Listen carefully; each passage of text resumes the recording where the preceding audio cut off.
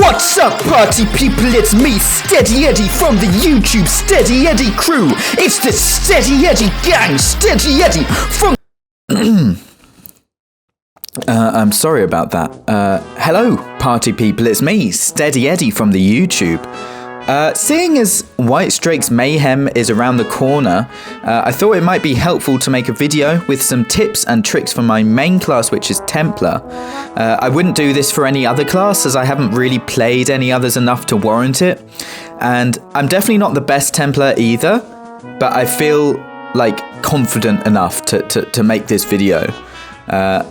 I'm going to be mainly talking about Templar as it's the class people seem to generally struggle with more. Magplar is quite OP at the moment, but I will still say a couple things about Magplar, and also a lot of the advice also applies to both classes, especially in the burst combos. So let's start with some general advice for Templar. Positioning is key on Templar. Your extended ritual and your rune are both big heals, and utilizing that is important. So don't over cleanse. Place your cleanse, cleanse is your ritual, by the way. Place your ritual somewhere where you know you are going to be able to fight and kite if needed. Having said that, be aware of how many people there are and whether you can take the incoming damage that you are taking in. Templar isn't the tankiest class, and so sometimes it's better to take your chances and reposition. So in this clip here, you can see I'm keeping inside my ritual as much as possible, kiting over these rocks. Then I realize I'm not going to be able to fight anyone here, and I decide it's probably best just to reposition. I eventually die due to being ganked. Toxic barrage! Toxic barrage! He hit me with toxic barrage! As a small tip, when repositioning, you can hit your Vigor and your Living Dark, then you can spam your rune a couple of times as you run. This means that you heal, every time you put your rune down, you heal for the amount that the rune ticks for, which is around 900 to 1000. And it can act just as an extra bit of healing when you need to get to the next place you can line of sight. So another thing is be aggressive. Healing isn't over the top right now on Templar. Although next patch, with the hybridization changes, it means we get Living Dark, which could be quite ridiculous. Being aggressive and staying on the offense against a group is in many ways your best defense because it forces people onto their back bar. So relating to the positioning thing, if every single time you try to go offensive, and you should be constantly trying to get onto the offensive, that's like, you need to be constantly trying to get onto the offensive. If you find that you're immediately needing to get onto your back bar again, it probably means it's a good time to move. A general rule of thumb is that against most people, if they are thirsting you, as in if they are going like full offensive without keeping their defensive buffs up at all, you can usually catch them out with your big jab damage. Having said that about the going offensive, just keep in mind that sometimes it's about the timing of your burst as well, and we'll get onto that a bit later. That's the other thing, be aware of when the other person is going to go offensive. One of the biggest downsides to Templar and the biggest weakness is that while you're jabbing, you are completely open, as you can't block while you're jabbing. You can't block cast jabs in the same way that you can block cast whip, for instance, on Mag DK. This means that, for example, a good Stam Blade will wait until you're going offensive before hitting their big in-cap and bow burst on you, as they know you won't be able to block it. So you need to be aware of when people are going to burst you and time your burst appropriately based around that. And don't be afraid to cancel your jabs with a quick block or roll if you feel like it's necessary. So builds, and I can't speak for everyone here. Everyone wants to build differently, everyone likes to build how they want, and that's fine. I'm just going to talk about what I find personally works, and for me personally, just building really high damage with a high kill potential when you line up a burst is what has worked best for me. So I used to build just for weapon damage to build my heals really, really high, and I did find that I was healing well. but I was generally not able to finish off fights. So I used to run Magma Incarnate, but I switched to Balorg. And I used to run Clever Alchemist, but I switched that to Mechanical Acuity. And I also now run 2 Bloodthirsty traits on my jewelry. And this means that when I build a decent amount of ultimate and then go for my burst with Acuity proc up and with the extra damage when people are low, lower HP after you hit the crescent on them, it means that Bloodthirsty will be giving me extra damage. I found that I'm finishing fights more successfully, even if it's more high risk. And just as a disclaimer, this is off the advice of Asaeus, who is a superior Templar to me, and I've linked his YouTube in the description, which has some good fights and good gameplay that you can watch if you want to, watch that to see how it should be played. But it's about when you go for your burst, definitely getting a kill, having the highest potential of being able to kill someone when you hit your crescent, when you go for that burst, and forcing people through the amount of damage that you have onto their back bar. So Magplar, on the other hand, benefits build-wise from just stacking spell damage for your healing. Because you can get so much healing on Magplar, you can stay offensive very easily and kill people like that. So I found that my Stamplar has more damage than my Magplar because I've got more penetration and more damage modifiers. But because Magplar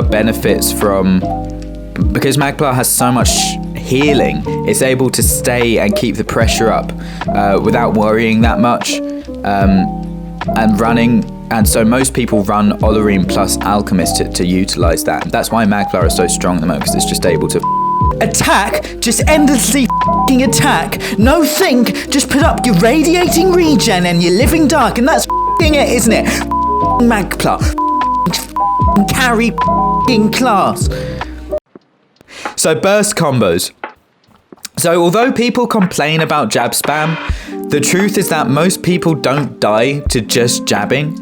And so here are a few combos that apply to both Magplar and Stamplar. Just bear in mind that if you're on Stamplar, in all of these, you should have your caltrops down in most cases. Sometimes there's a few cases where you don't, but in most cases you should have Major Breach up on the person you're comboing.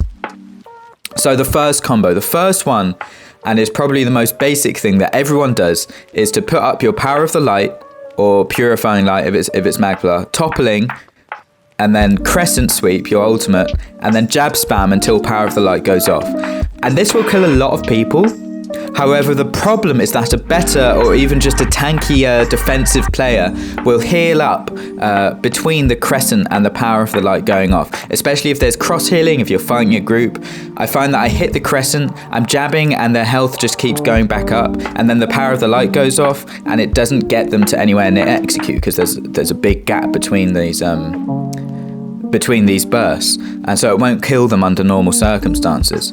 So the second version of this would be to open with the Power of the Light, to go for your Toppling, jab twice, and then use Crescent. So that means that the Crescent and the Power of the Light go off almost at the same time, and it's like a big burst altogether. And you want to hit your Crescent just before the Power of the Light goes off, so that it contributes towards the Power of the Light damage. So yeah, this can give a huge burst where if they both crit, you can hit like a 10k plus Crescent into a 10k plus Power of the Light and pretty much one-shot people, not one-shot, but kill them in one sort of global cooldown. The problem with this one is that a good player will block the Crescent. They'll know it's coming, they'll know you're going for your burst, and then there's nothing you can do as they have CC immunity from where you've opened with the Toppling charge, and they have CC immunity, and they just are able to block your Crescent.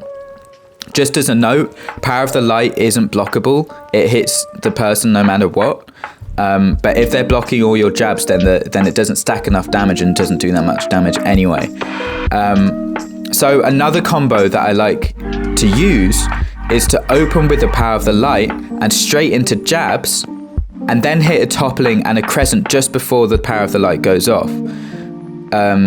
So this is kind of a dangerous combo, as you're open to being hit when you don't CC them initially, and sometimes you can get baited, but it can also catch people off guard and force them to take the Crescent damage after toppling them.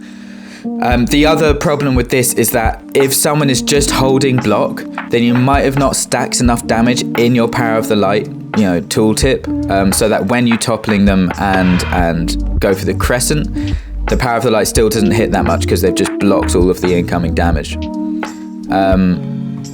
So yeah, on the back of that, something that might happen in all of these is that people just block your CC. However, this is one of the reasons why I prefer Toppling over Javelin on Templar. Toppling sets enemies off balance even if you hit them while they're blocking. And medium or heavy attacking someone who's off balance CCs them. So even if they block your initial toppling, you can still medium weave or heavy attack in between your jabs, and that will CC your opponent. If they're no longer blocking, they can still block that heavy attack and block the CC. But it just gives you more avenue for timing your burst and for being able to get a CC successfully off. Whereas if you are using Javelin and you would just keep spamming Javelin, and a lot of the time they will just block it every single time. So the last combo I have isn't the most effective, but it can sometimes work to catch people off guard if they're playing very defensively. This is like my last... It's something that I try sometimes because it can sometimes catch people off guard. It can sometimes make them not realize that I'm going for an attack, for going on the offensive. And before I hit a power of the light, before I,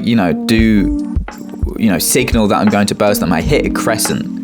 I'll go for a crescent and then a power of the light and then into a jabs and a toppling before the power of the light goes off. So this might sound stupid, but the dot from the crescent, from your crescent suite, is uncleansable and it can hit really, really hard. The dot from crescent can hit like 4 to 5k and it hits twice. Sometimes it's hit even more. I've seen ticks for like 6, 7, 8k sometimes because the tick can crit too. So this means it stacks into the power of the light damage while you're jabbing and make it hit really hard. So I don't do this much. It's when I've tried a lot of the other combos and I'm struggling to kill someone, or someone is being very wise and is able to identify every time I'm going for a burst.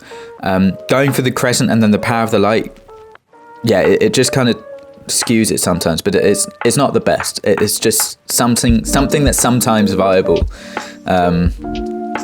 So yeah, and just remember that power of the light isn't blockable. They can't block the damage from power of the light. But if they are just holding block on all of your jabs, then your power of the light probably won't hit hard anyway, because it won't have stacked much damage into it.